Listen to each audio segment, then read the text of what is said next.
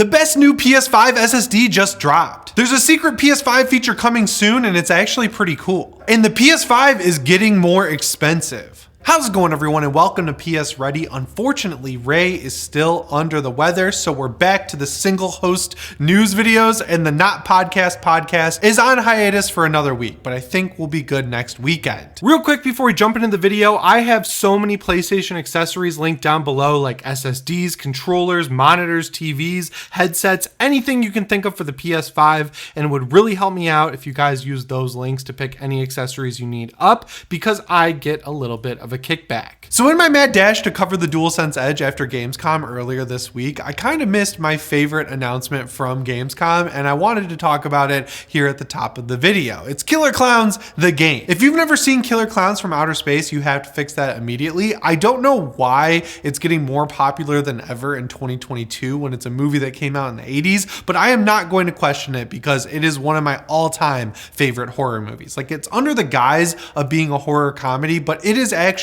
pretty scary, at least to my kid brain when I saw it for the first time. So if you've played Friday the 13th or my favorite version of these games, Evil Dead the game, you kind of get the idea of what this is going to be all about. Basically, it's going to have a few survivors fighting off against the clowns who are played by real people. And they have marketing that says the executive director of the Friday the 13th game is involved here. And that's kind of where I'm like, I don't know. I'd rather someone from the Evil Dead game because, you know, that game came out and was performing well. It had great graphics. It didn't have game-breaking bugs right out of the gate. Like, the list goes on and on of problems that Friday the 13th had at launch. And by the time that game wrapped up, it still had a lot of those problems. If you're giving me the option between the developer of Friday the 13th and the developer of Evil Dead, I'm going Evil Dead every time. But it looks like an entirely new creative team is underneath that director, so that is promising. And also, I'm not talking about the publisher, Gun Media. They got everything right they had to get right on Friday the 13th. Like, the look and feel, Jason himself, everything was flawless there. It was the game development side of that game that really just left a lot to be desired. The issue I think this game is facing when you're looking at Friday the 13th and Evil Dead, those are huge franchises. Obviously, Friday is much bigger than Evil Dead. Killer Clowns is not a franchise. It's one movie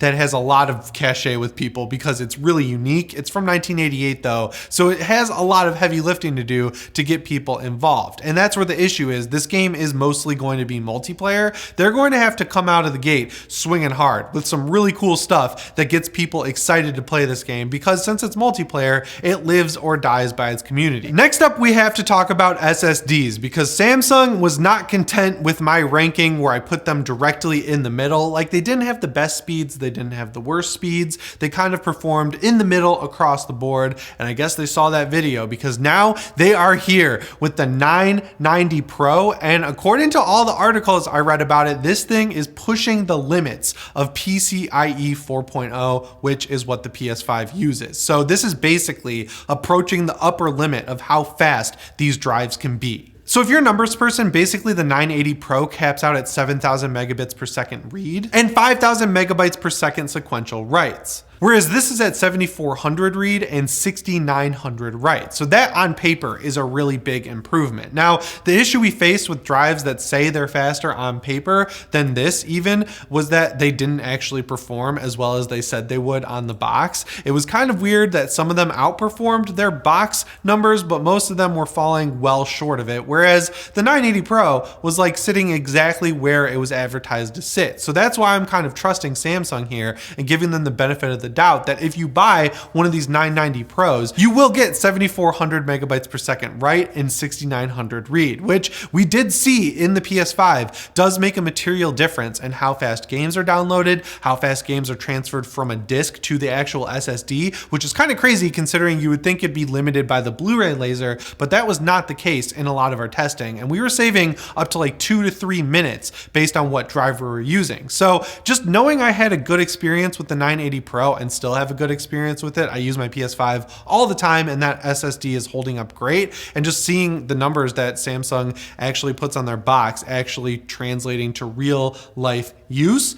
I think this is a good drive that's worth picking up if you can get your hands on it. So this thing is dropping in October. It's right around the corner. And if you want to get a 1 terabyte version of it, you're going to be paying $180, which honestly isn't that big of a price increase. Where you are going to see a price increase is in the 2 terabyte version, which is $309. Now, a lot of the competition is like $287, I want to say, for a 2 terabyte drive. And just seeing how good the experience was with the Samsung drive that I personally had, I would pay those few extra bucks just for the peace of mind. Like, the gulf isn't big enough to be like, well, I think you should go with a cheaper drive. If we were talking like $250 versus $310, then I'd be talking about a different drive, but we're talking like $30 difference. So there's a current PS5 beta going on right now. I honestly haven't had any issues with it across the like 3 PS5s I've tested it on. So I would assume Sony's going to release it as a full standalone update very soon, which is good because it has 1440p support. And my God, I love playing my PS5 on my 1440p monitor. That has been a godsend. But they're also teasing a new separate beta that's going to include a new feature directly to the control center of your PS5. And at first,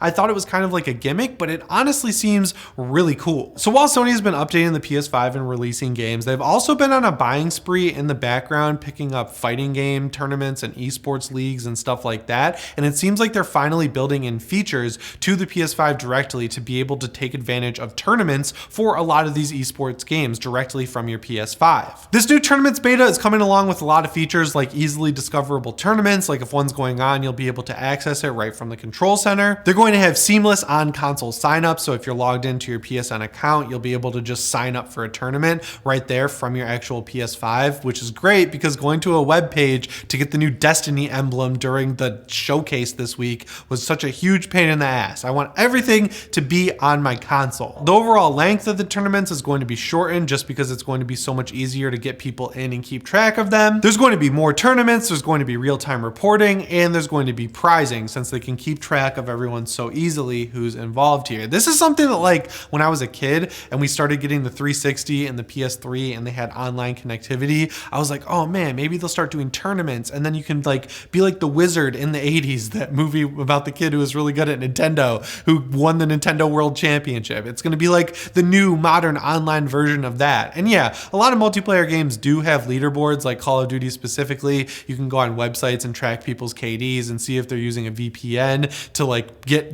lobbies and stuff like that, but it hasn't really turned into the big tournament feature that I thought it was going to be when I was a little kid. And this really feels like a cool implementation of that sort of thing if Sony does it right. It's kind of a weird investment for them, I think personally, to be buying all these esports leagues and stuff like that, but hey, Sony knows how to make money and they must see some potential return on investment there. So this beta is coming soon and it seems like it's going to be just available for anyone who wants to take advantage of it, unlike the code system they use for the system betas. So I'm probably going to check this out. I'm just really curious what games it's going to support. I'm assuming right now it might have something like Mortal Kombat 11, maybe. I don't know what the popular fighting games are, but like Street Fighter 6 is coming out next year. So I'm assuming they're kind of getting this ready for that because I have a good feeling about that game. It seems really cool. Now we've reached the biggest news story of the week, which is that Sony is increasing the price of the PS5 in pretty much every territory of the entire world, except right here in North America. So I kind of have to eat my words here because we recently heard a question about this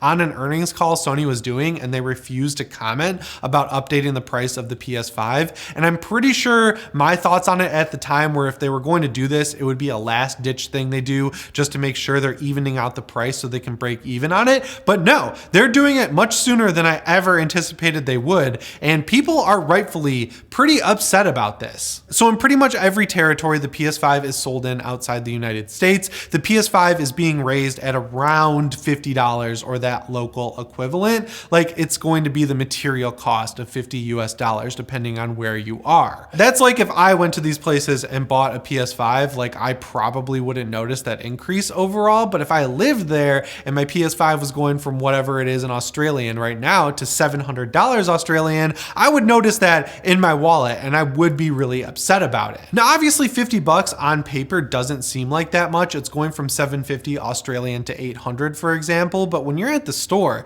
that difference really does matter. Like with the PS3, right? When that thing came out, it was $599 here in the United States. And that's a high enough number where people were mentally raising it to 600 bucks in their head. And they were saying, no way, I'm not gonna pay 600 bucks. If I was in Australia, the difference between 750 and 800 is a lot more noticeable than something like, say, the difference between 350 and 400. Like that's still stomachable for me, but I don't know. I just feel like 800 bucks is kind of insane to ask for a PS5. Now you could take a guess that that converts to around $500 in the United States, but it actually doesn't. $800 Australian right now converts to around $550 in the United States. So you could take a look at the United States, where a lot of the PS5s you see being sold for $550 also come along with Horizon Forbidden West, and you could sit there in Australia and be like, why the heck am I getting screwed like this? Not only am I paying 50 bucks more, I'm not even getting the bundled in game that a lot of other countries are getting for the exact same price. And in the UK, I think it's going to be even more expensive because they raised the price of the PS5 by 30 pounds, which equals out to around $565. But like I just mentioned,